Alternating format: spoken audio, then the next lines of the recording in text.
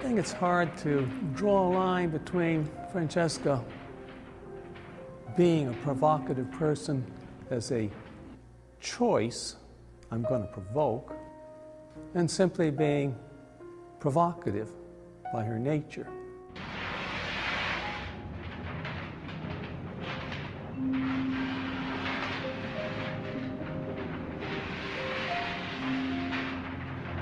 I think she had quite a vivid sense of being an actor in a drama, and that sense of being an actor in a drama gave her a skill in terms of, shall we say, organizing the drama, making it work.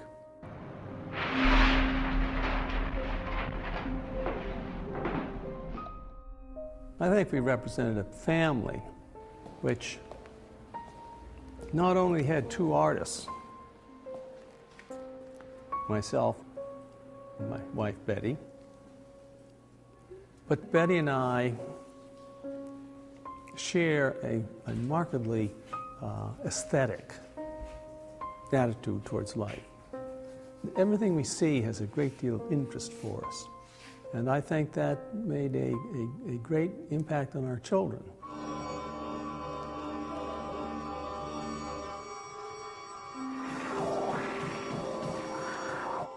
Visual things, what things looked like, what we saw, ideas about art were just kind of a constant subject of discussion and just a sort of general topic of interest for us.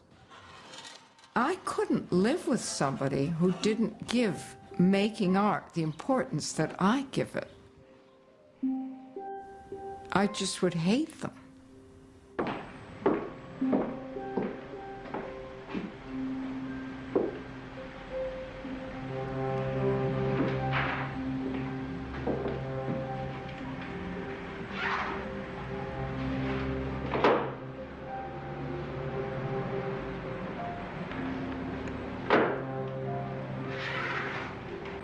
When she went off to boarding school, I had a little Japanese imitation of a Rolly camera, and I gave it to her. And by the end of that year, she was just on fire to do photography. I think I stepped back a little bit to give her space. And I think I stepped back because she was so good. Made my work look kind of stupid. Some people wouldn't be so happy to have their 17-year-old or 16-year-old, whatever it is, making these pictures, you know, by herself with this nude guy in the studio someplace photographing him. The idea that art expresses yourself, or that yourself is what it's all about, was really distant for both of us. And when we look at someone else's work, we don't look at, well, what is this telling us about that person? We're talking about, what does the work of art say? Forget the artist.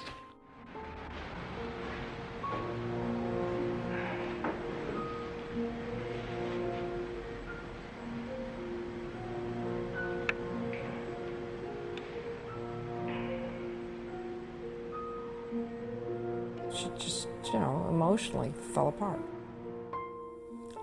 And I don't know why, but, you know, maybe I've been an absolutely horrible mother. I can't go back and rewrite it. And I don't really think it's true. There's simply, on the part of a public, an interest in the tragic story.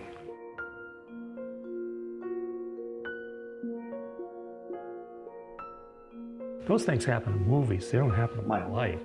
I didn't think they ever would.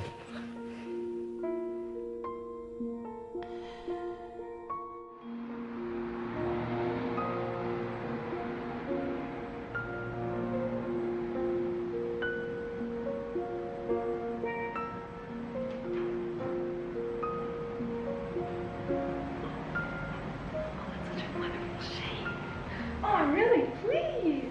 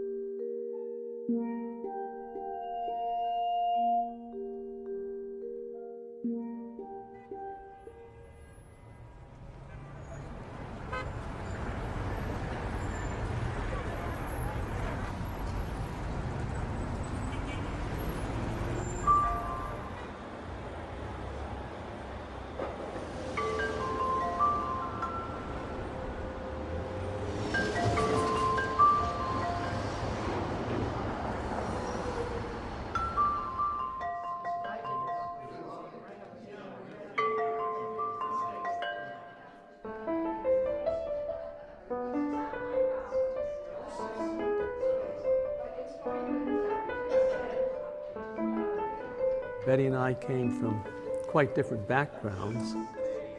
She came from a Russian-Jewish background near Boston, and I grew up in an ultra-WASP background in New Hampshire. So my motto was, a studio in my time.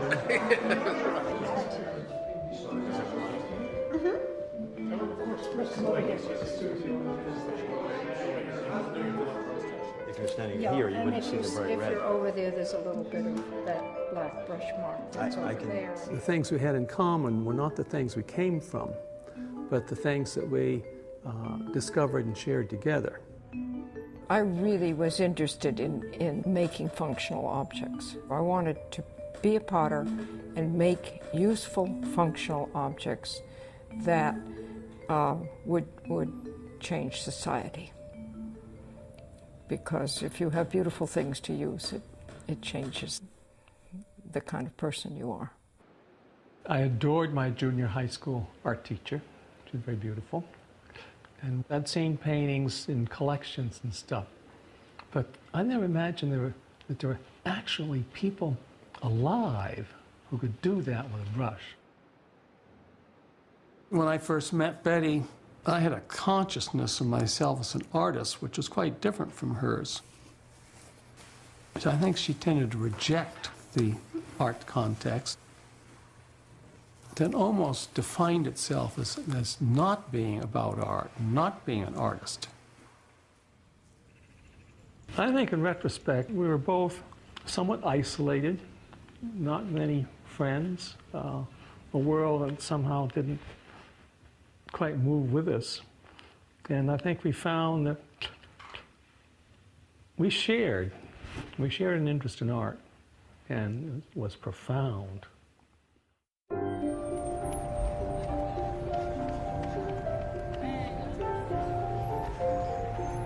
I'd had very little experience with girls. I'd been to an all-male prep school. My contacts with girls had been relatively few. And I think Betty, in some way, just astonished me. She was very exotic. She was a very exotic person. He was 18 and I was 20. He's this great, big, beautiful man, you know. I just... And he liked me. And I always like people who like me. Don't you? This intense, romantic Jewish girl artist was like something I'd never encountered before. I never imagined existed. I'm always interested in what George is going to say. I mean, we have been, you know, married together for 54 years, living together for 56 or 7 years now. And I'm always interested in what he's going to say. The difference is very quiet. They look great, don't they?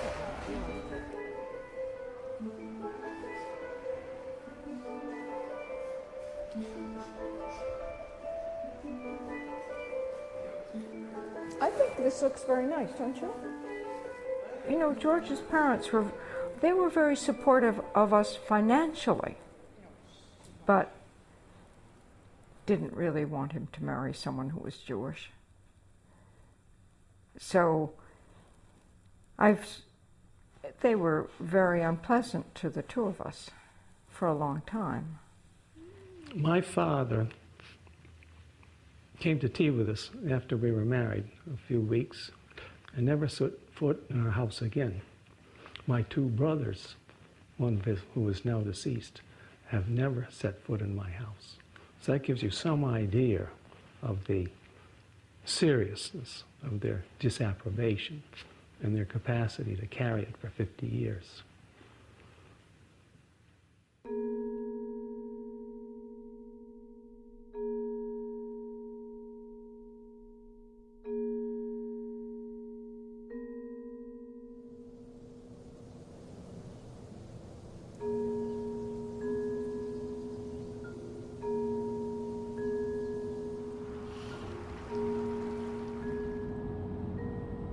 My I started teaching at the University of Colorado. And we had a family. In the 50s, everybody had a family. To have a family was the norm. When I first knew Betty, she declared she was going to have 5 children. But she got over that. Glad to say. I have no idea what I wanted from a family. I think I wanted to have the experience of being a mother. I mean, I was, 23 years old. I wanted the experience of having the baby.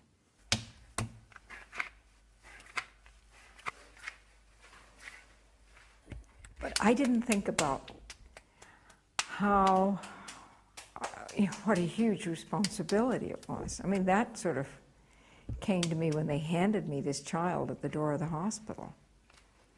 And I suddenly realized, what had I done? I would have to be, for the rest of my life, somebody's mother. I never decided to have children. We never decided to have children. Children are one of these kind of gift calamities that occur. When Charlie was born, we didn't know what to call him, and we thought we were naming him something that wasn't a very ordinary name. And then when he went to kindergarten, there were like 5 Charlies in his class.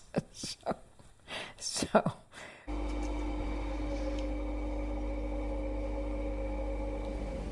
it seems to me that you go ahead and have a second child because you've made so many mistakes with the first child. You need to have a second one because now you know how to do it better.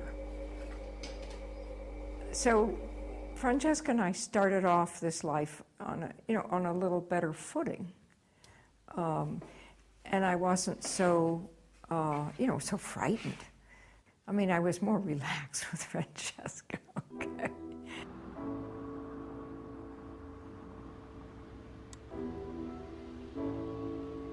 When I was in the 4th grade, we moved to a new house, and the Woodmans lived across the back from us. I think they were a sort of a revelation in the sense of, for one, having this house that is a piece of sculpture. Francesca was a couple of years younger than I was, but we just became buddies. I mean, she had this very strong sort of almost mythology or set of stories and characters, and so she shared those with us. I wanted to do my work, but I managed to do it around the children. I mean, obviously it'd be interesting for you to ask Charlie that question of what he remembers. Well, my mother worked at home in a studio behind our house, so it was very common daily at any time. If you wanted to go talk to her, she would be back there working, and we would go see her. So that was almost an extension of the sort of domestic sphere. I have memories of being in the house and having Betty cooking while we were there. But there was also a clear sense that Betty was a creative person with important work that she needed to get done. And then there was a constant flow of the work being made in the studios coming into the house. So we were always eating off the plates that Betty made, and the house was filled with George's paintings. So these were, they're just part of the fabric of life. They grew up terrified to break a pot. You can do lots of things, but don't break one of my pots, That was, right? Absolutely. Yeah. When Charlie is 7 years old, he came down with diabetes. And childhood diabetes is very serious. Untreated, it's fatal. It created a kind of family dynamic where there was all this attention and control on Charlie, whereas Francesca was much freer in her life. She didn't come home for supper, who cared, etc. So that was difficult for him growing up, and difficult for us. And part of a situation that Francesca was at the edge of and aware of. At a certain point, Charlie, who was, I suppose, 10, suddenly came to George and just attacked him. Why aren't you a dad like all the other dads? Why are you doing this? Why are you making paintings? Why don't you go to an office? You know, what are you doing? And so George decided he should go and talk to Charlie's 5th grade class about what he was doing. So George did that. I did, and I thought it went pretty well, and I was pleased. But the dad the week after me was a jet pilot, and boy, I couldn't compete with that. You know, the way Francesca, answered that question when she was 7 or 8, oh, little girl, are you going to be a potter like your mommy? And she looked up and said, don't you think one of those is enough in any family? So,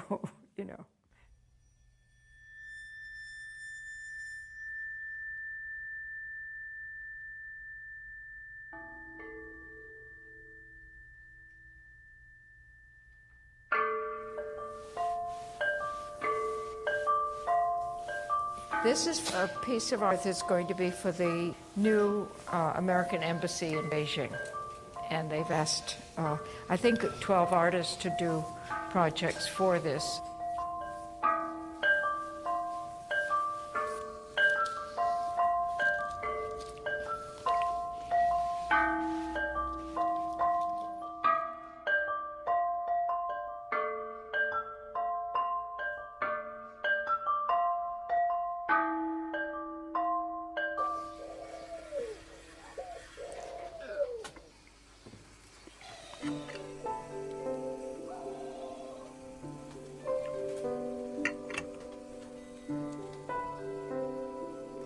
We never expected to have a house in Italy.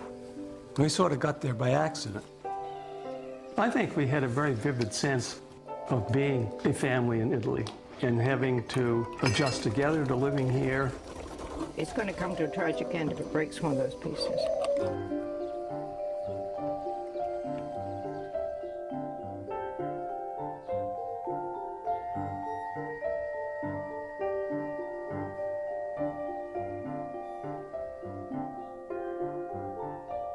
When Charlie and Francesca were children,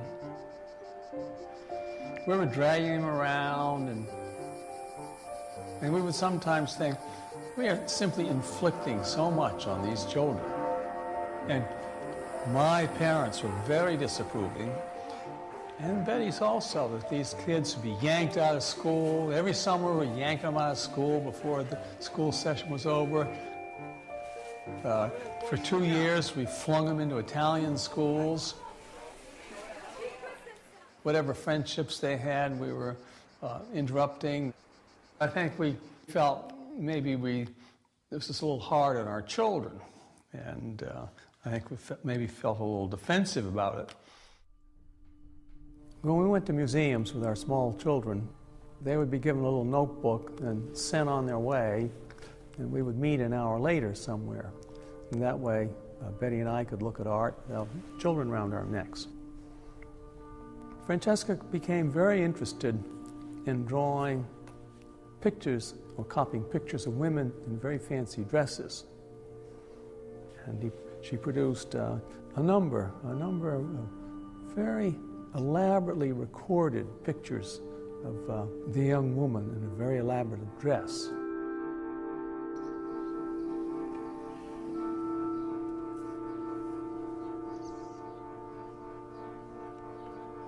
Our children. So on many, many occasions when, what should we do today?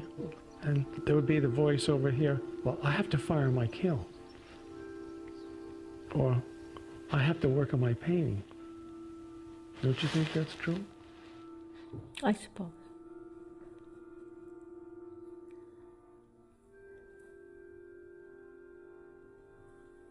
Well, Francesca,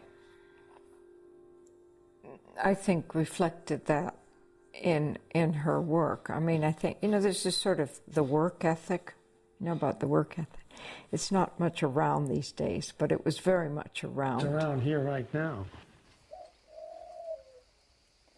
Our children learn that art is a very high priority, that it's got to be done.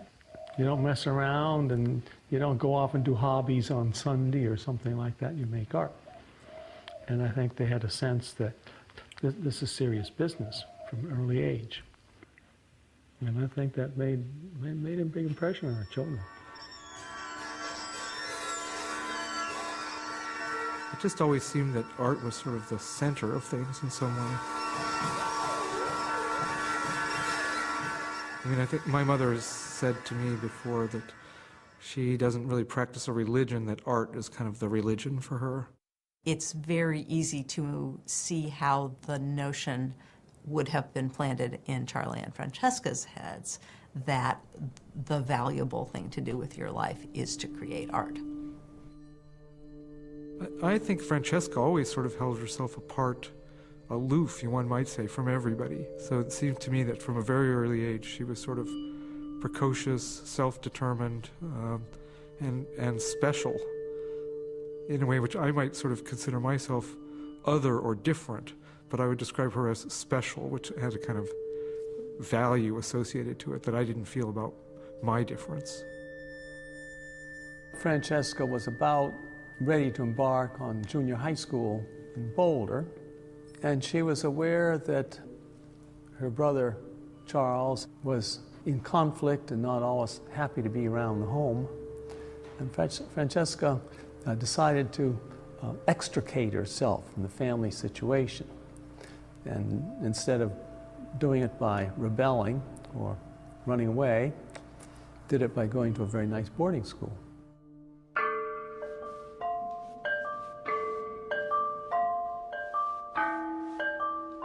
I keep thinking, is it going to, is it going to look big enough? Is it just going to look busy? Is it going to be lost?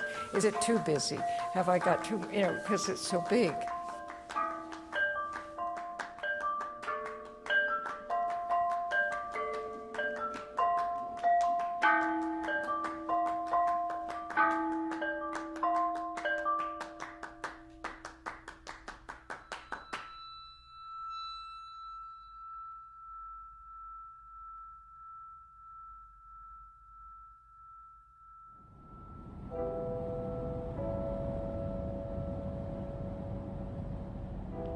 And about when she went off to boarding school, Francesca said she wanted to do some photography. I had an extra camera. I gave her a couple of lessons, and she went off to school, and she had a teacher who stimulated her enormously. The first round of photographs were very good. They didn't have the stamp of Francesca's work. They were rather conventional subjects, but they were done very well. And then the following year, there began to appear that kind of amazing imagery, which she was putting herself into and creating different kinds of situations.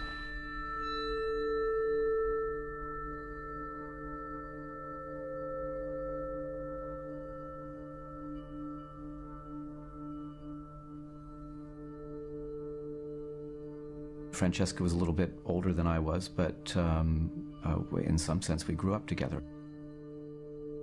Francesca had a slightly flirtatious manner in general. A certain kind of playfulness, I guess would be more to the point, that seemed unusual. I did have a big crush on Francesca, yeah. She was, I suppose, 16 and I was 14, and she did not want to go to Italy with her parents that year. She had a boyfriend in Boulder who was a good deal older than she. Anyway, Francesca was spending that summer with us. That summer, she was very interested in taking pictures, and she was very actively taking them. We were enough in touch with what goes on in photography to know that her work was amazing and wonderful, and the fact that they were nude pictures of herself, many of them, I think was just of no consequence to us. The nude is a long-standing subject in art, and I think we'd both been exposed to so much classical art that it seems in some way fairly natural thing to deal with. On the other hand, I think Francesca was also interested in just sort of a liberating act of undressing herself. When I first saw her early self-portraits, I think I was surprised and confused at first. That's my dear little friend, and look what she's doing with her body. Not to mention that they were nudes and that was pretty shocking to me. So they were a little scary to me. That was the time that I reached out to go and try and sort of renew the friendship with Francesca, and there wasn't much reciprocally there. And I think she had a new role in life as an artist, and I wasn't a part of that world to be useful to her somehow.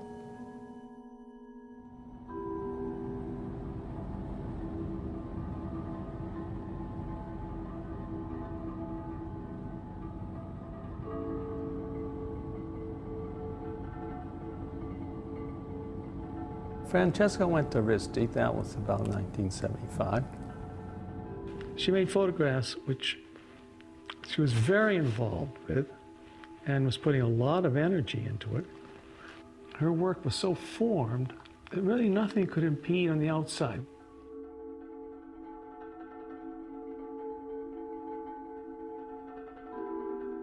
We met the first day of school. She came to me at the doorway of the dorm at the Rhode Island School of Design in Providence and asked to borrow a pair of scissors. And I asked her what her name was. And she said very, very, very, very slowly, Francesca. And she looked at me. And I said, "It's not something shorter?" She said, "No, it's Francesca." And then she said, "What's your name?" And I said, "Sloan." She said, "What?" I said, "Sloan." She said, "Sloan?" There was a real rock star quality to Francesca because she was so ambitious and so talented and so driven and so focused that it was shocking.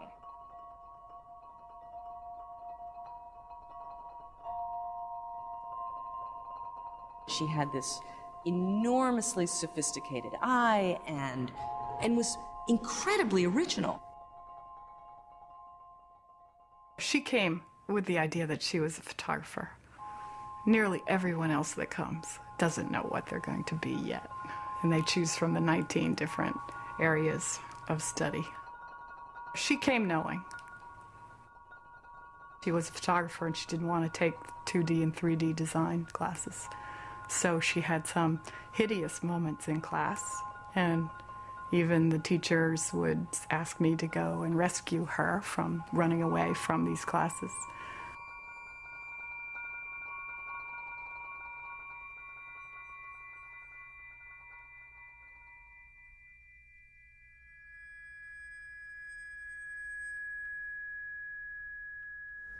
I think when she had been photographing herself for several years, we began to wonder if there was not an element of self-preoccupation here, which was a little excessive.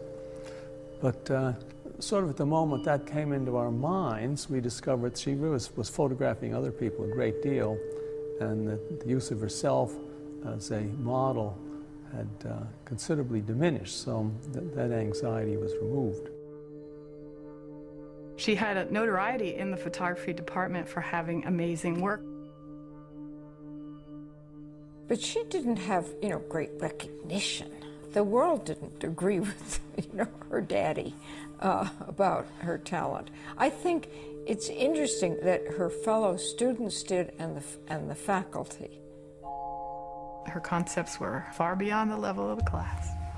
In fact, all of us thought that Francesca had a level of artistic ability and seriousness that the rest of us hadn't matured into yet. We're fading in. I love fade in. Okay, pick it up. I think Francesca and George were much closer in terms of the craft of what they were doing. That Francesca didn't discuss this with me. She discussed it with George. I think she looked for his approval of what she was doing, perhaps more than she looked for mine.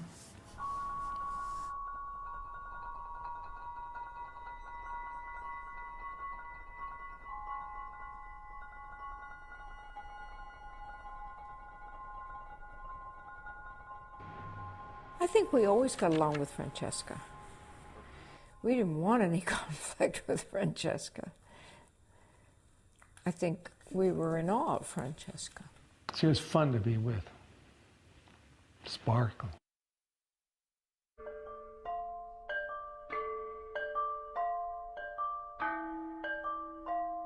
It's 24 feet 8 inches, and then it goes all the way up to the ceiling. I think it'll be fine. We'll see.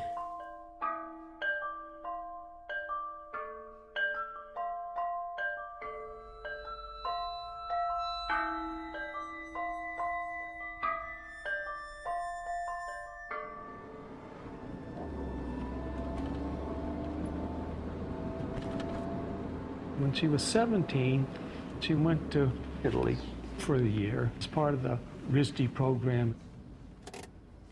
Si deve immaginare questa bellissima ragazza con questi meravigliosi capelli biondi, con questa pelliccia, perché era inverno, pelliccia nera, questo contrasto tra il giallo dei capelli, l'oro dei capelli e il nero era veramente bello. So Francesca, fine, she spends a year in Rome. She takes a lot of pictures. She takes wonderful pictures. Does she take a picture of a fountain in Rome? Does she take a picture of a cathedral in Rome or the Spanish Steps? No. Non si deve immaginare Francesca come una ragazza sognatrice. Francesca era una che sapeva e voleva esattamente quello che aveva nella testa, cioè era veramente una ragazza con delle idee chiarissime.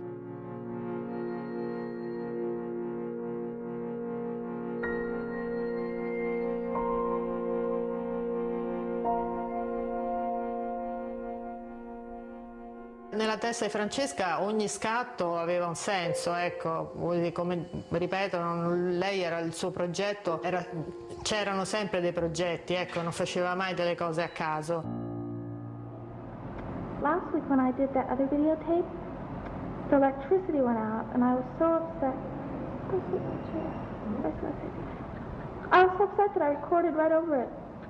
And then last weekend I went to New York to see Daddy. And Sabina was there. Sabina had called and she called back. Lei era sempre esattamente come voleva essere, non si è mai nascosta, aveva un carattere molto aperto, molto gentile, molto simpatico, però certamente le sue azioni erano azioni finalizzate su qualche cosa, sul fatto di, diciamo, lavorare 24 ore su 24. Voleva un rapporto da artista con la A maiuscola, nel senso che lei voleva lavorare, lei voleva far vedere le sue cose, lei voleva fare un libro, lei voleva esporre.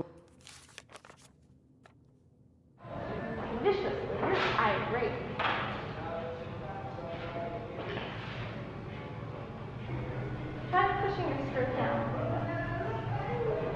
Lean over a little bit, push your hand down here. Francesca was a really intense person, and everything she felt was intense.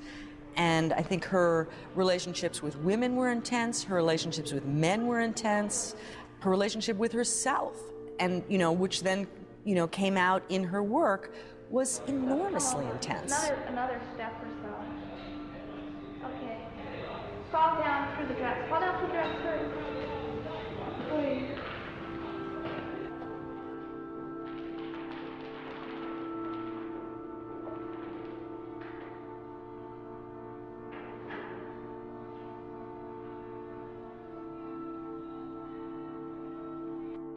She had incessant sexual attempts. And it was a sad situation that it was something she did that didn't have an emotional meaning beyond the fact that it might have worked itself into a photograph a little bit, or she would almost play with the idea that it was important.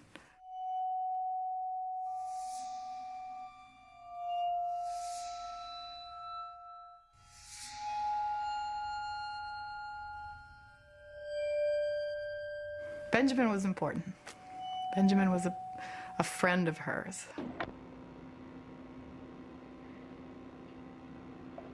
I think Benjamin was a man she saw herself being with in the manner that her mother and father were together. She could see herself as she conceived her parents' relationship. What do you want for dinner tonight? Okay. I was thinking I'd go get something nice. I figure we deserve it. My brother's personality. It was absolutely Francesca Woodman's first caring love. I just remember her talking about him as her boyfriend. Maybe there were complicated moments and complicated discussions, but Francesca had those complications with everyone.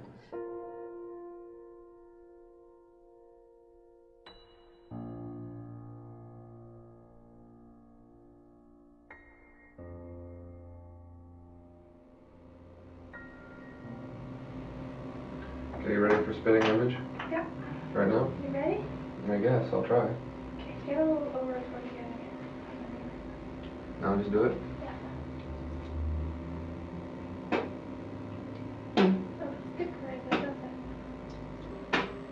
Now move back and just look at yourself. Scowl. Managed to get my feet in there, of course. You're going to need the entire consulate area. It better not come down. July 21st. Okay, so it's before the Olympics. Yes. That's great. It's going to be amazing. It's kind of amazing, isn't it? It's fantastic. Yeah.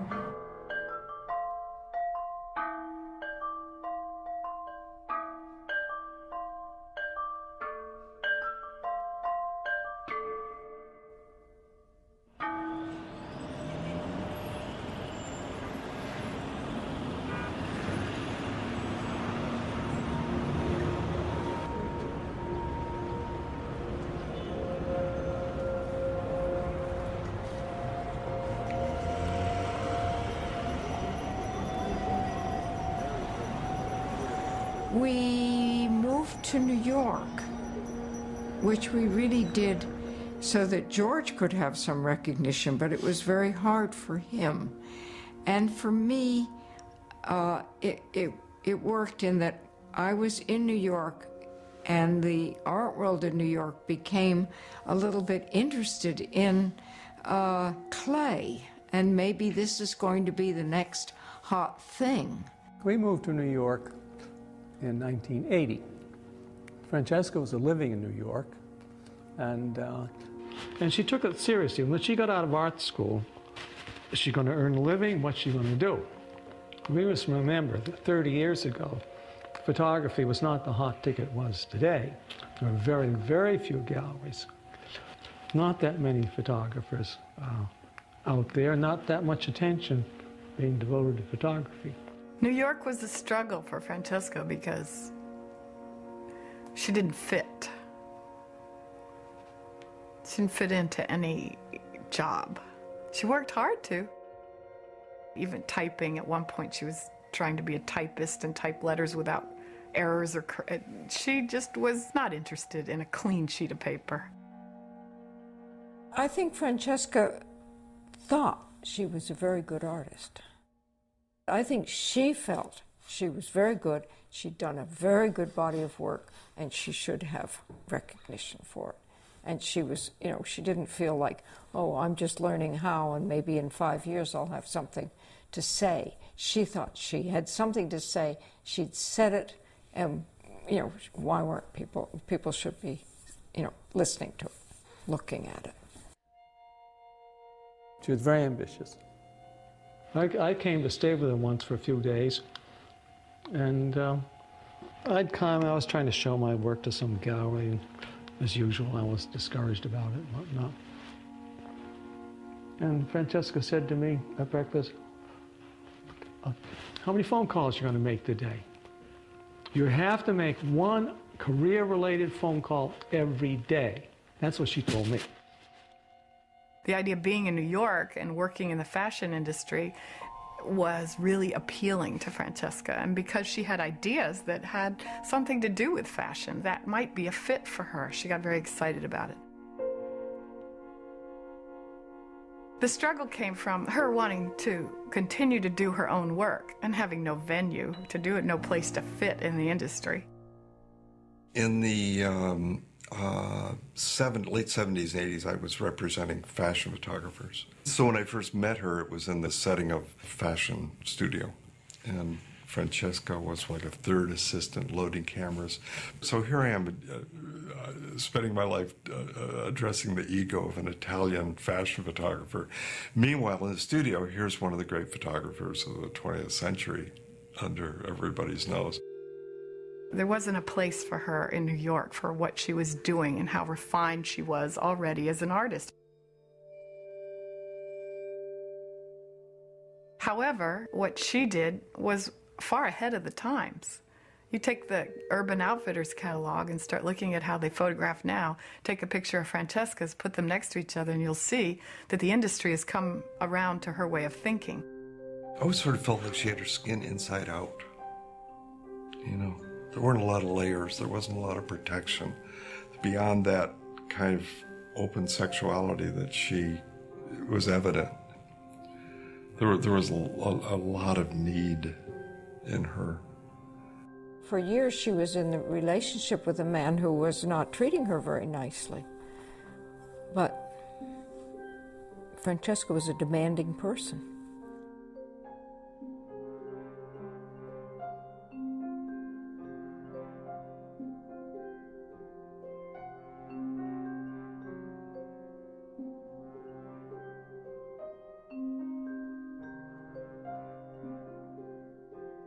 I'd have to say Benjamin loved her, and even if he broke up with her, he did it in such a fashion that he had not truly lost touch with her.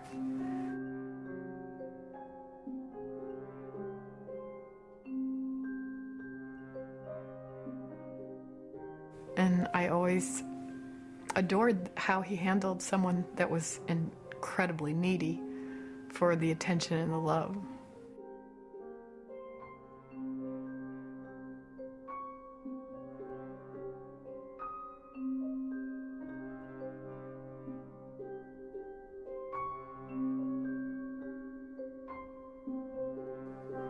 I think there was a point where in her personal life she was discouraged and demoralized, and she found that it made doing her work as an artist difficult. And there were a couple of months where she was pretty hard put to make art. And I remember her saying she should do something else. Maybe she could raise horses or something totally improbable. And I remember Betty saying with some severity, let's just talk about doing something else. You don't know how to do anything else.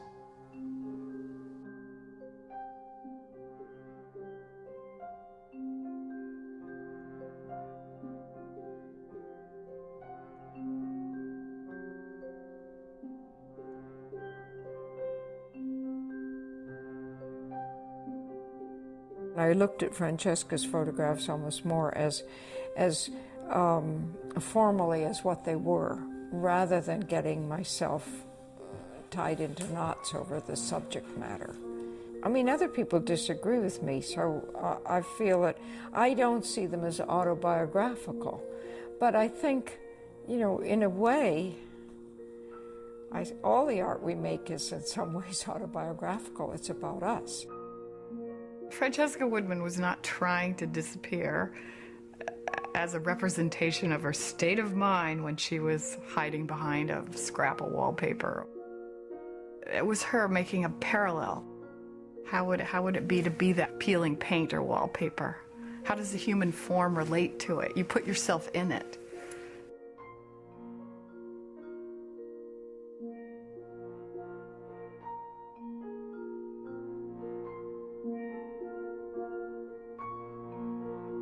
I feel that Francesca's photographs should be looked at for the photographs they are, and not looked at because they were made by a person with a perhaps unusual history. She didn't have a depression or a neurosis of that nature. I'd say she had a neurosis, but more of a committed, passionate one towards taking pictures, and then a very fragile interior. She's a fragile person, and it caused her to make beautiful pictures. No, I don't think either one of us thought, well, you know, this child is psychologically disturbed, she's depressed, what's going on? No, right? No. The pictures are pictures of a healthy person who's looking at a fragile interior. The pictures are results of keeping very busy, committed to art. And therefore, I'd say her healthiest years. So taking the pictures were all healthy years. The process was a blast. A truck carrying flour overturned on the street, and flour was all over the place, and which she filled up in a bucket and brought into her studio. Some people look at this and what she's doing here as, oh, it's about absence and it's about, it's somehow painful. And I see what she's doing here. She had this idea. They got all this flour. She did it, and it worked. And she's thrilled. She's pleased. And that's Francesca. It's not about loss. It's about, look what I did. That's what art making is about, as far as I'm concerned. Oh, it's such a wonderful shade. Oh, I'm really pleased.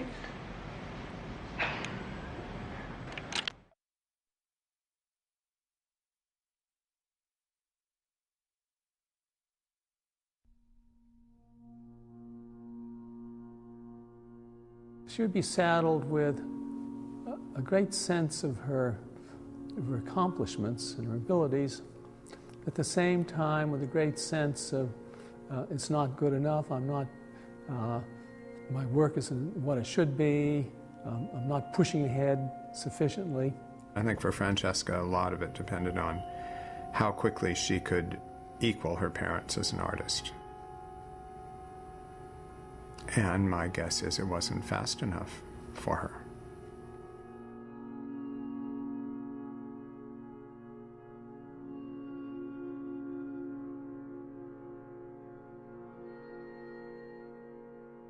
September 1980. She was very distressed. We said, well, you should try to see a therapist. I'm not sure the therapist took her seriously enough. Who knows what the story was.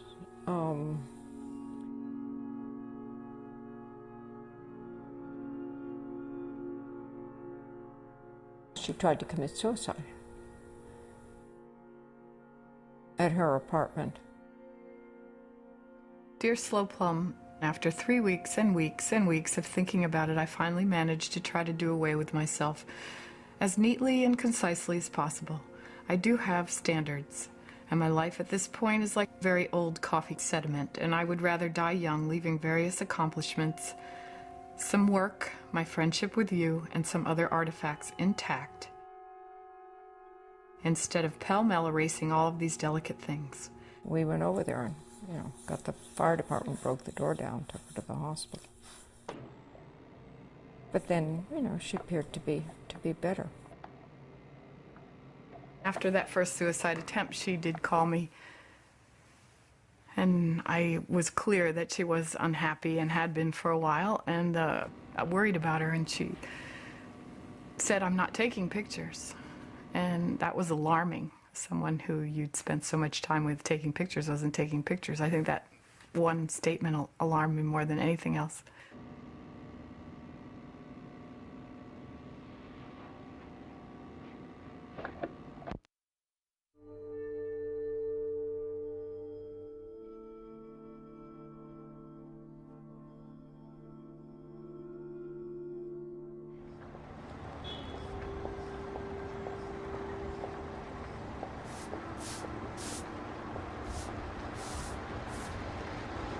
We had a couple of months or so living in terror with her.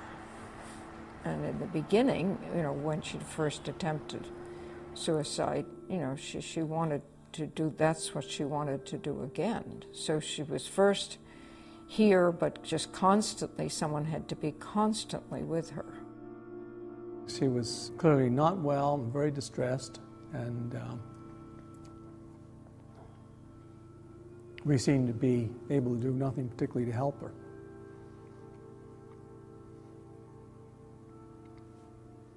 And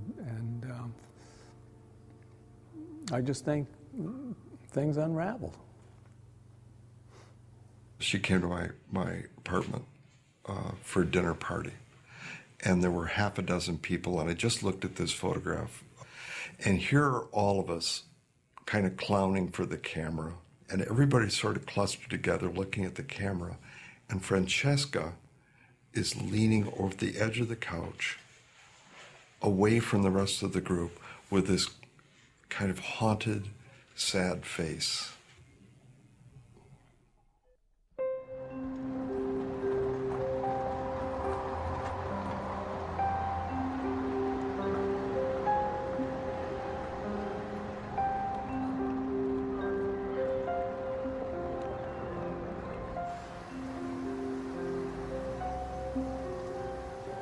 Francesca was missing. We couldn't find her.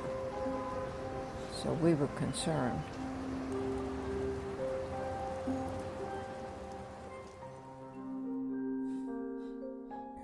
Okay, let's see.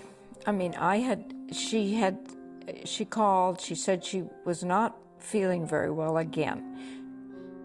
The psychotherapist had thought that maybe it would help her to take some kind of antidepressant drug. She was taking it. She was feeling better. She decided, with our approval, that she would go and live in her own apartment again and not be here sort of under our constant eye. I don't know. I mean,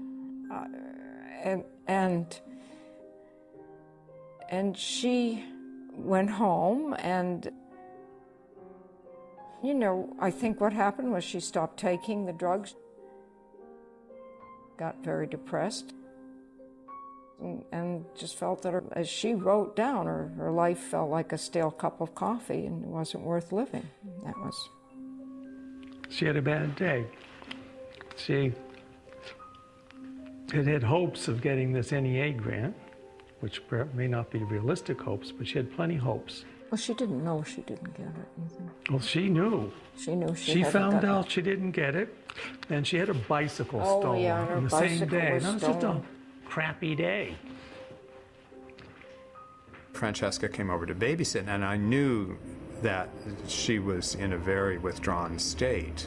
And I, more than once, I remember saying, "Are you okay?" And she said, "Oh yeah, I just am getting the flu." I called Bob Kushner, who's a painter friend of ours. He was sort of irritated that, you know, why were we sort of staying so on top of Francesca? No, she wasn't there. She'd been there, but she said she didn't feel well and she'd gone off.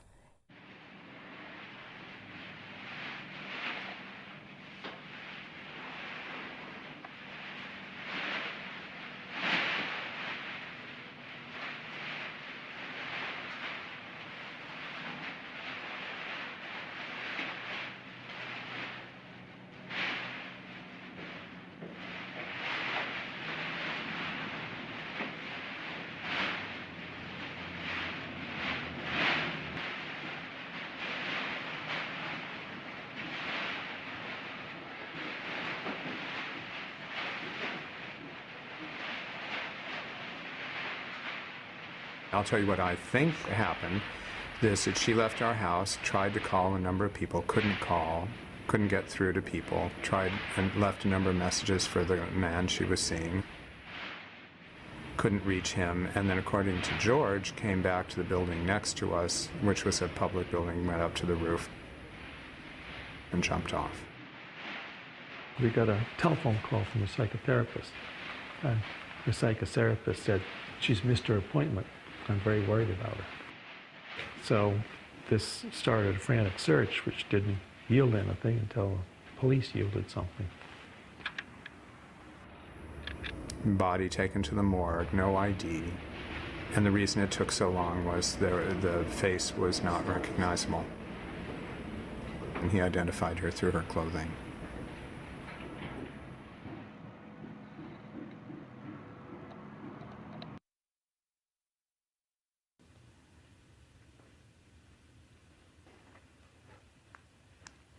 It became very confusing, and a situation rather like shock and rather like a second-rate grade B movie.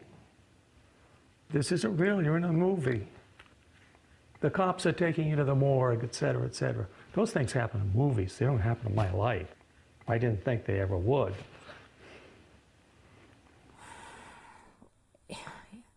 You'd like to blame somebody. You'd like to blame yourself. You would like not to blame yourself, or you'd like to blame somebody who's, you know, being cruel to Francesca, but I just don't think you can do that. I think it might comfort you to do it for a few minutes, but I don't think you can do that. And I don't think either one of us can, you know, go through life blaming ourselves. A few days after Francesca's death, I called Betty. I called to New York, and I don't know that I had ever spoken on the telephone to either of them. But I called, and Betty answered, and I said, "Betty, this is Patricia." And I cried, and she cried. That was all we could say.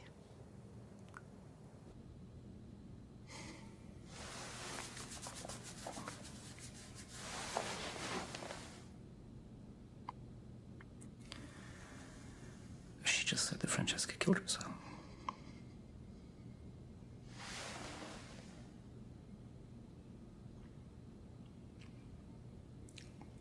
And I think she may have said,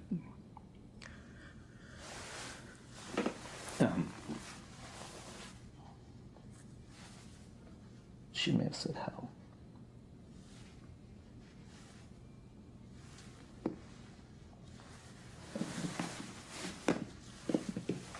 In any case, as I said, I had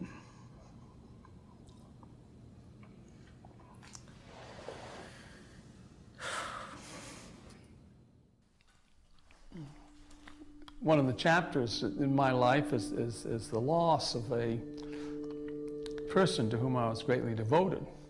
But I was greatly devoted to that person because of characteristics which made her, in some respects, a fragile and vulnerable person. The characteristics which made Francesca really a fascinating and creative person is part of the price of being that person. You can look at it that there is a psychic risk in being an artist, and it may well have made life more difficult for her.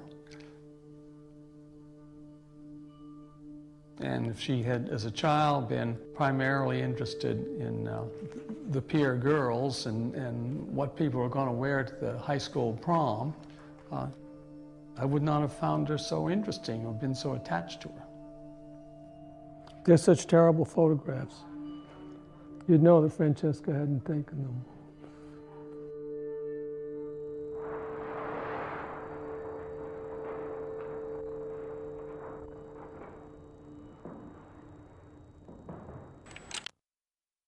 How did I deal with the guilt?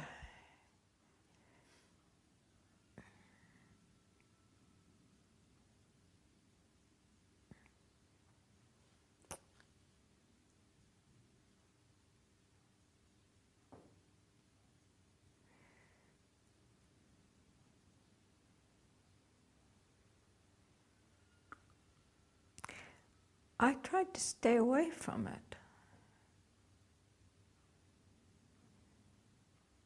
Because I think there's no way of dealing with it. So I think George and I both dealt with it very differently. Again, we're very different people.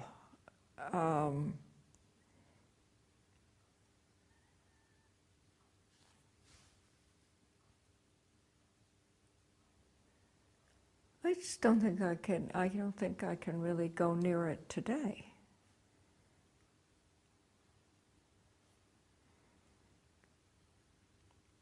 I tried to deal with the pain of it, but I don't think I go anywhere near the guilt of it.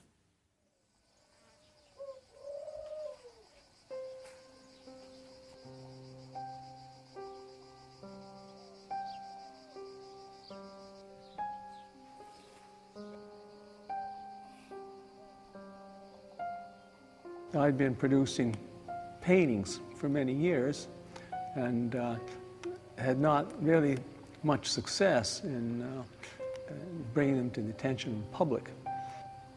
I was invited to be in an exhibition of 19 artists at the Guggenheim Museum.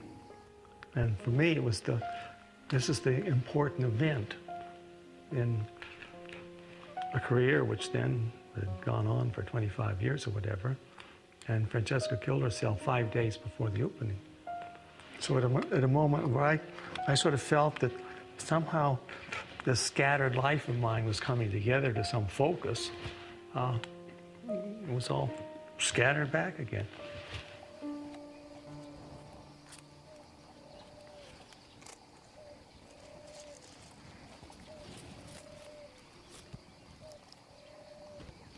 What happened to me was I stopped working.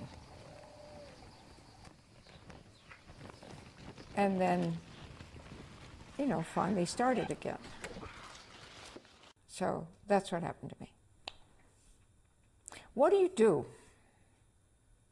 What do you do when somebody dies? What do you do? How do you, how do you go on living?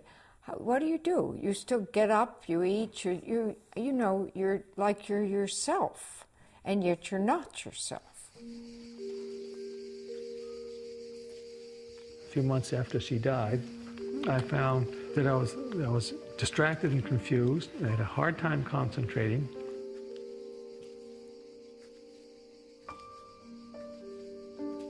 And I found that I could not concentrate enough to read anything. And this was kind of alarming. And then I discovered Emily Dickinson's poems. They were so short that I could comprehend them within the amount of attention I could focus. I did all 1,200 poems. Both Betty and I have learned for many years, like many artists, you don't sort of think, well, shall I go in my studio today? Or I really don't have any good ideas, maybe tomorrow I'll have a better idea. You go in your studio. If you don't have any ideas, you sharpen pencils. If you sharpen pencils long enough, you get an idea.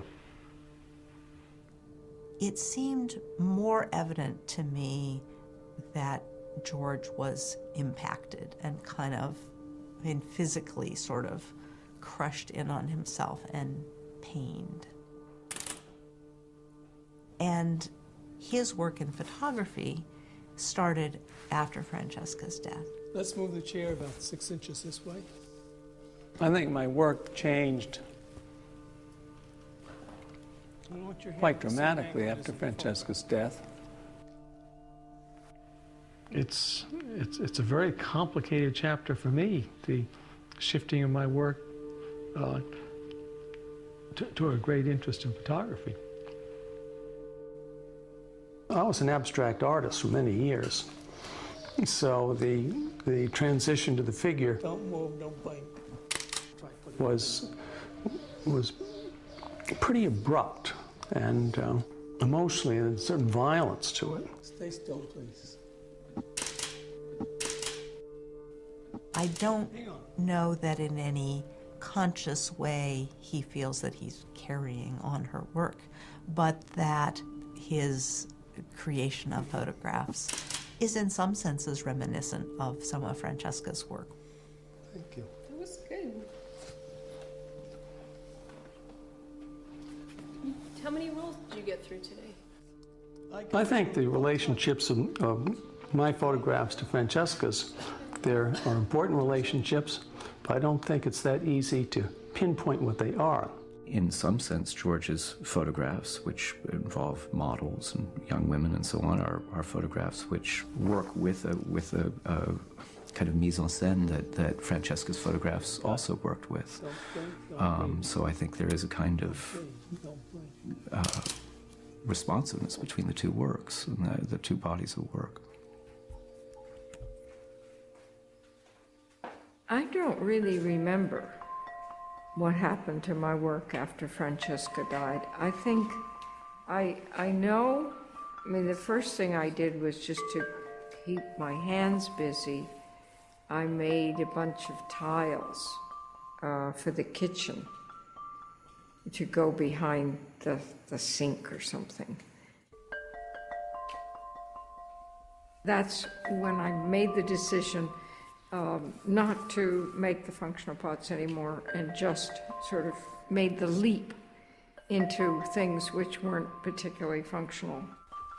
I think Betty's a tough person, and I think that I think it was very tough, and I think it made her in some ways more determined.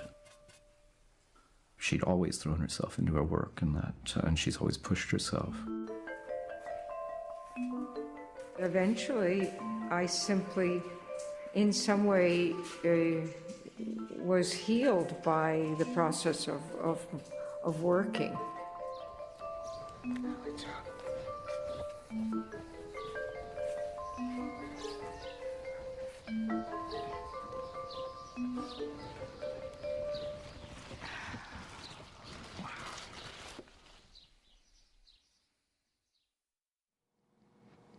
It's not hanging on the wall, it becomes the wall. So it goes from window to window. And I don't think it's a good idea to just leave the fabric edge.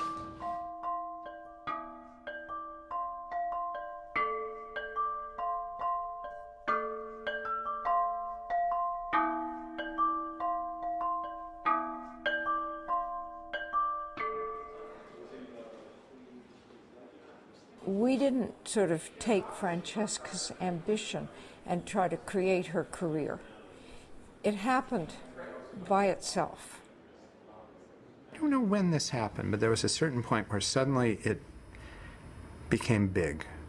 And I think it was based on some outside writers coming in and you know, creating their impression of Francesca's work.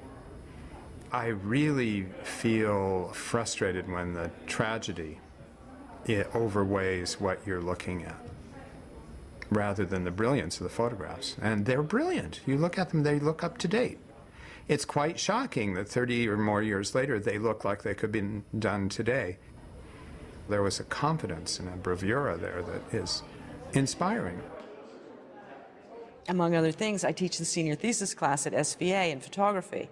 There is never a year where I don't have a number of students that are absolutely obsessed with Francesca, you know, and I feel like it's almost, you know, celebrity status. How could you know the value that these things were, that I was buying for $20 would be worth, you know, $20,000. And as my kids were going through college, every time a tuition bill came due or something, I'd just sell another Woodman because I had a big stack of them. It's pretty wonderful to have someone, you know, stop. There they are, they're looking at your work, and there they are, they're looking at Francesca's work. I think Francesca occupies a much larger place in the mental lives and the lives of my parents today than she does for me. So they're much more concerned with her legacy, her reputation. A lot of the energy of the day is about Francesca. There's a lot in our lives that is about Francesca, and that's, of course, a way of keeping her there.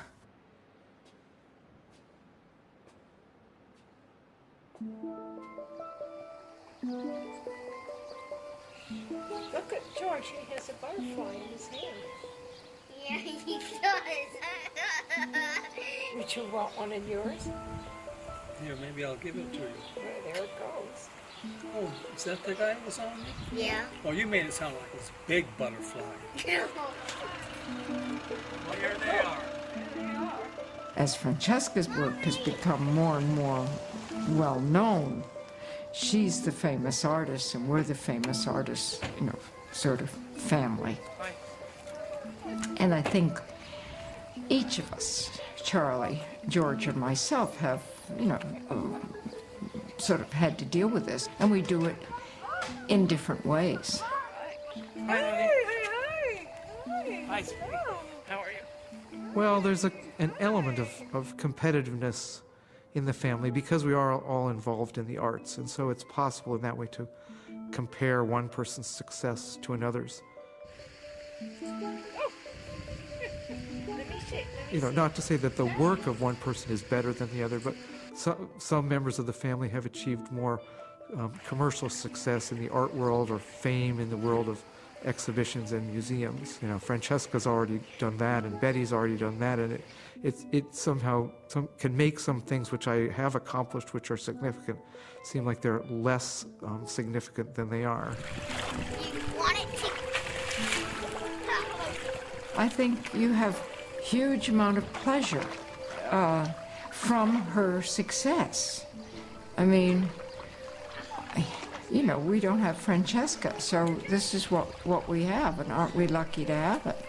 And isn't it wonderful? But it's not always wonderful. I think at times it really rubs you the wrong way. You know, hey, wait a minute, you know, I'm an artist too. Well, there is a competitive dimension, and clearly Francesca's work receives a great deal of attention. I can think, well, I wouldn't mind a slightly larger slice of that cake myself, but I just accept that as a matter of fact. I think that the important issue is, does her work deserve it? And if her work didn't deserve it, then it would be a very big issue for me. I enjoy things which Francesca did not get to enjoy. For example, I'm about to be 77, and I'm looking forward to the enjoyment of being 77, with its complexity of perspectives and its rich background of experience. And this is something which Francesca did not get to enjoy.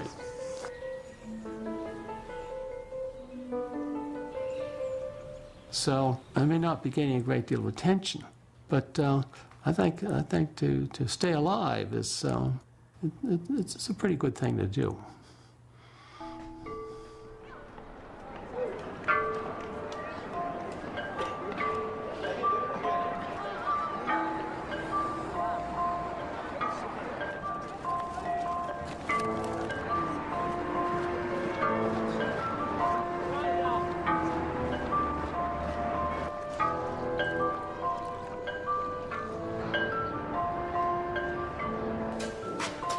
Woodman. Okay. Hi. Ah, the Woodmans. The Woodmans. Because I've got two here. George. Okay, George Woodman. I was very nervous and not decide that they didn't really want to put this big thing in there in the American Embassy. It's a giant piece. It took me about a year to make it. It was a huge amount of work.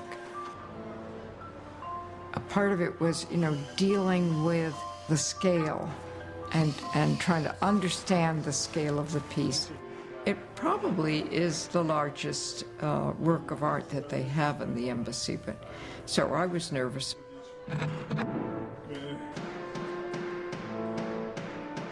The piece has painted canvas and then wooden shelves and ceramic elements that are mounted on the painted canvas. The scale is just huge.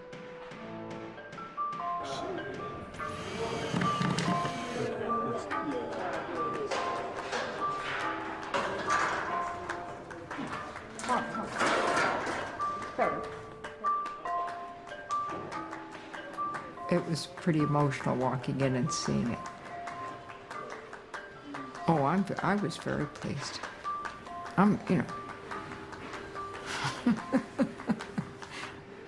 It really looks great. It really looks great because it looks so Chinese without looking, quote, Chinese. And that's a very hard thing to achieve. You know, you have your moments of thinking you're a genius, your moments of thinking you're just an utter failure. So, no, this was a moment of thinking, how could I have done anything that wonderful? It's pretty great.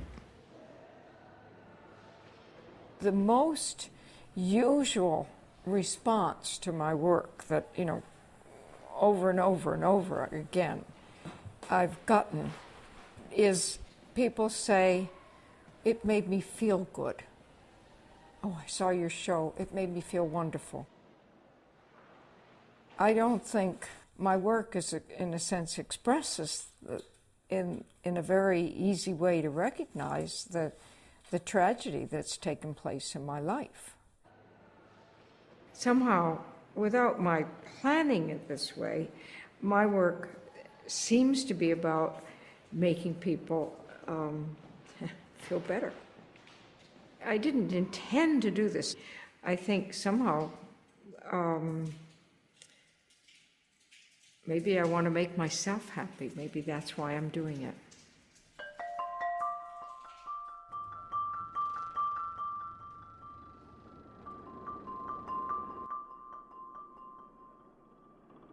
One thing that's made us stick together is not that we just had ourselves to stick to, but we were at the same time sticking to being artists. We've found in our lives and our experience that the aesthetic, the experience of art, it's always vulnerable in this world, but enormously rewarding, enormously important, enormously humanizing. I talk about this sense of memory in my work and the sense of memory in making art, and that all art is for me, about remembering and about memory.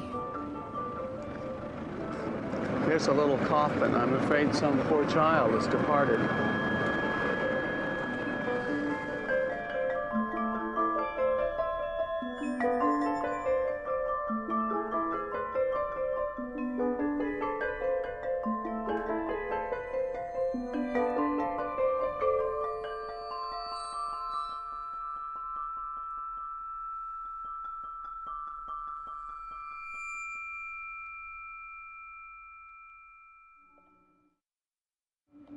Okay, now a bird can start flying.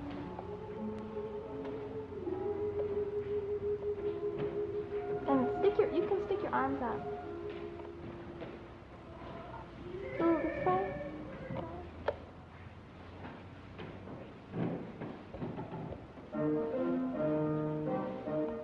Okay, come in now.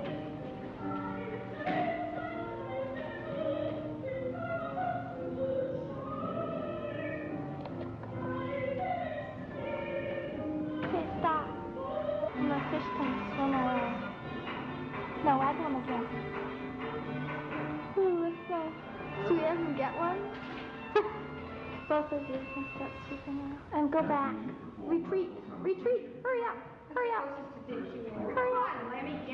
Hurry up. That's good. Capture him, bird. Put your arms around him. Swoop him up all together.